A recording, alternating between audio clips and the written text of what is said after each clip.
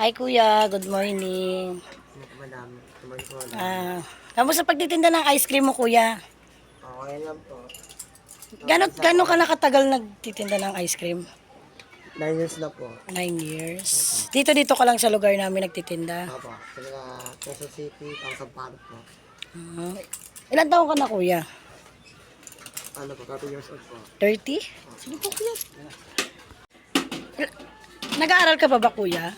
Ako ma'am. Anong year mo na po? Social science po ma'am. First year. Nabanggit mo kanina sa akin, exam niyo pala. Opo, ito po, ano po. Yes, ito po, last week na may kami na exam. Anong course mo po? IT po. IT. Wow, ang ganda naman ng course mo.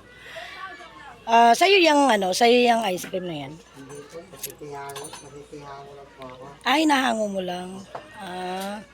So, ano pang pinagkakakitaan mo maliban sa pag-ice cream? Wala po, ito na po madam. Ay, ito lang. Thank you, sa ining pa. Kasama mo yung mga magulang mo dito sa Maynila? Nanay ko po, mga po nasabi rin sa kasi. So, may mga kapatid ka rin dito sa Maynila? Wala po. Ay, ikaw. Po kasi sa Cavite. Saan ka ba nakatira? Yan po sa ano, sa Quezon City. Saan banda? Sa may Santo Domingo. Santo Domingo.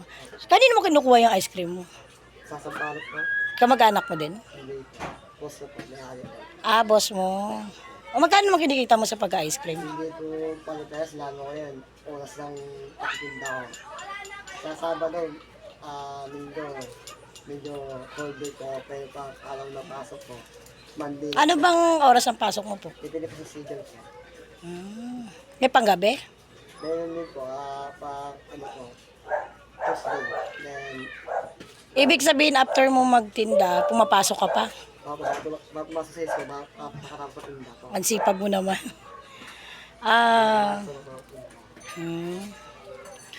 Sige kuya, hanggang dito na lang po ang aking pag-interview. Ingat ka po palagi sa pagtitinda mo ng ice cream, nawa lagi kang makaubos ng paninda mo at makatulong po sa pag-aaral mo.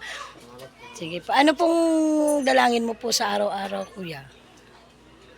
Makatinda ng ice cream. Makaubos ka sa araw-araw. Sige po. Sige po kuya. Salamat po. Sana mag-ingat ka po palagi. Sana po sa mga pakakapanood po nito, si kuya po ay isang ehemplo ng mga kabataan na nagsusumikap sa buhay at lumalaban ng patas. Si kuya po pala ay isang estudyante, working student po siya. Sa umaga nagtitinda siya, sa gabi nag-aaral po. Nawa po sa mga kapanood po nito ay matulungan natin siya, lalo na siya ay nag-aaral. At nabanggit niya po kanina ay exam daw po niya at kailangan niya po ng pang-exam. Maraming salamat.